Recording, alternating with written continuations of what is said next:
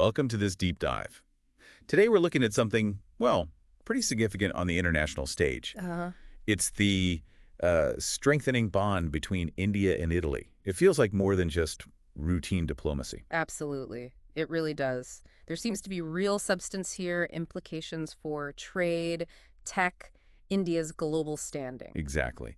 And this recent visit, the Italian Deputy PM and Foreign Minister Antonio Tajani coming to India, that kind of puts a spotlight on it, doesn't it? It really does. These high-level visits, they're not just photo ops. They signal, a deeper commitment, a strategic alignment. Right. So that's what we want to unpack in this deep dive. What does this closer relationship actually mean? We're talking strategy, long-term plans, connectivity projects. Things that are really crucial for India's growth, its influence. Definitely. And for you, our listener, especially if you're keeping track for, say, the UPSC exams, getting these details, it gives you a real edge on current international dynamics. And underlying all this is a very clear commitment, isn't there? To deepen ties across, well, quite a few key sectors. Yeah, it's not just one thing. Our sources point to trade, obviously. That's always there. But also defense. That suggests, a certain level of strategic trust building up. A significant level, yes. Yeah. And then you have clean energy, high tech, kind of the future growth areas. And strategic infrastructure, too. It feels quite holistic. It does. And to give it structure, to give it sort of teeth, we need to talk about this Joint Strategic Action Plan, the JSAP. JSC, right, for 2025 to 2029. So this isn't just talk, it's a roadmap. That's exactly it. A guiding framework laying out priorities for the next few years. Okay, so where did this JSAP come from? When was it formalized? Well, it was officially launched when PM Modi and Italian PM Meloni met in Rio de Janeiro. That was November 2023. So fairly recent then, but already guiding things. Precisely, setting the agenda. And what specific areas does it focus on? Strategic sectors can mean a lot. What are the highlights? Good question. The sources mention artificial intelligence, AI, obviously huge. Can't get away from AI. No. Then cybersecurity and digital tech, vital stuff for any modern economy, and security too. Makes sense. Renewable energy and biofuels are in there, showing that shared focus on sustainability. Okay. And importantly, education and professional mobility, that's about the people-to-people links, skills. Building those connections. Exactly. And finally, telecom and biotech rounded out. So it's quite a forward-looking list. It really is. So the big question then, what are they actually hoping to achieve with this JSAP? What are the expected outcomes? Well, the aim is for concrete deliverables, things like actual technology transfer, boosting innovation. That's big for India's tech goals. Right, tangible results. Yeah, and there's a focus on youth engagement too, which suggests they're thinking long-term, building for the future. Investing in the next generation of the relationship. You got it. And crucially, it's about setting up solid institutional mechanisms. Regular talks, joint implementation. It's meant to be an active, evolving framework. So it doesn't just sit on a shelf. Hopefully not. It's designed for action. Okay, that makes sense. Now, another thing that keeps popping up is the India-Middle East-Europe Economic Corridor, IMEC. That's been getting a lot of buzz. It certainly has. And it fits right into this picture. How so? Break it down for us. What is IMEC, fundamentally? Fundamentally, it's a massive strategic connectivity project. Think linking India with Europe, but routed through the Middle East. Okay. Using multiple modes of transport, a mix of shipping lanes, railways, maybe some road links too.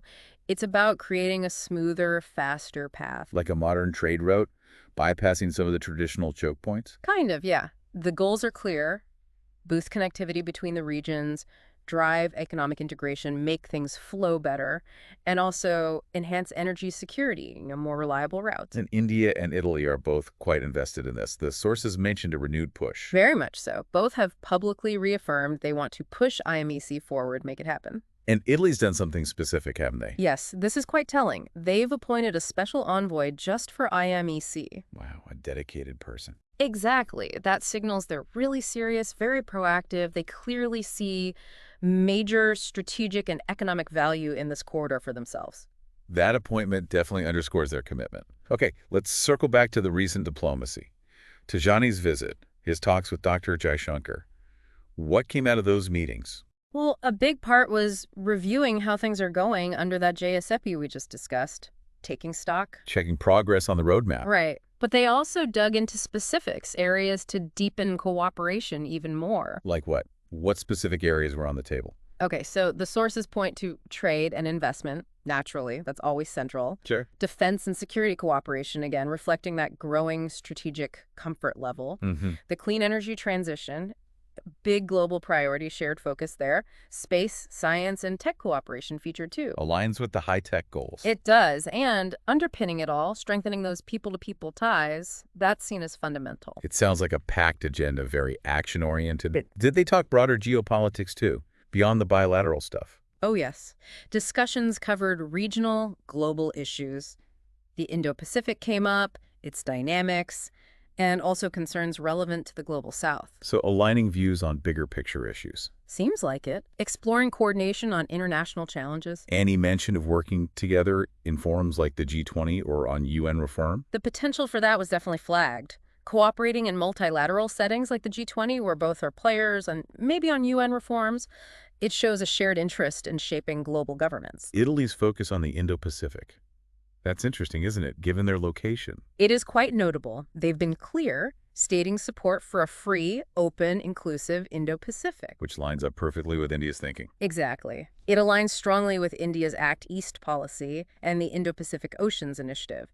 Italy's stance basically reinforces India's approach, opens doors for cooperation in that vital region. So real strategic convergence there. Okay, let's widen the lens a bit. What about the history? This partnership didn't just spring up overnight. No, definitely not. Diplomatic ties go way back to 1947, so there's a long history. Decades of interaction. Right. And beyond just formal government ties, there are strong cultural connections too. Art, architecture, education, a lot of shared heritage to build on. And wasn't there a formal upgrade recently to a strategic partnership? Yes, exactly. Right. That was announced in March 2023 when PM Maloney visited India. That was a key moment, elevating the relationship officially. Signaling a new level of commitment. Precisely. And since then, you've seen more high-level visits, more structure being put in place for deeper collaboration. Let's talk economics for a moment.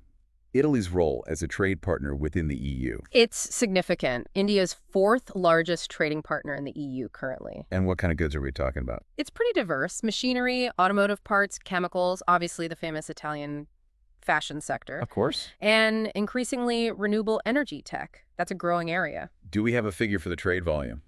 Roughly? Yeah, for the 2023-24 fiscal year, bilateral trade was around, actually just over $15 billion. Over $15 billion. That's substantial. Shows solid existing ties, plus potential for more with these new initiatives. Absolutely. And what about the people aspect beyond governments and businesses? Crucial element. There's a pretty large Indian diaspora in Italy, maybe around 200,000 people. That naturally helps bridge cultures. Transatlantic links. It does. And there's active cooperation in education, academic exchanges, cultural diplomacy, all vital for building those lasting bonds. Okay, so putting it all together, what's the big picture significance here? Where is this India-Italy partnership headed? Well, as we've seen, it seems anchored in shared interests, strategic alignment, democratic values, and initiatives like the JSAP and IMEEC, they really look set to, well, reshape the engagement quite significantly. So concrete benefits expected. I think so. Better connectivity, improved energy security, more innovation through tech sharing, and stronger diplomatic coordination on the world stage. Those seem like the likely long-term gains. It definitely feels like this relationship is becoming a key one to watch in today's complex global landscape. I'd agree. You know, as the world shifts, becomes more multipolar, partnerships like this one, they could potentially serve as a model. Resilient, sustainable, forward-looking collaboration. This has been a really fascinating deep dive. It highlights just how dynamic international relations are and why understanding these bilateral partnerships is so important for India's place in the world. Makes you think, doesn't it? How things like IME and the JSA might actually change global trade, technology flows. It really does. And for our listeners, particularly as you mentioned, those preparing for the UPSC exams, getting to grips with these current developments, well, it's vital. Quite crucial. This India-Italy story is prime material for Maine's current affairs and could easily have relevance for prelims too. Understanding these nuances is key. Definitely. So if you found this analysis useful for your prep or just for understanding global affairs, please do hit like and subscribe for more deep dives like this one. Yeah, and please leave a comment below.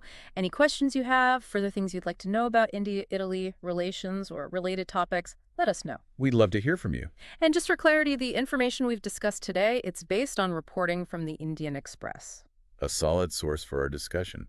Thanks for joining us on this deep dive.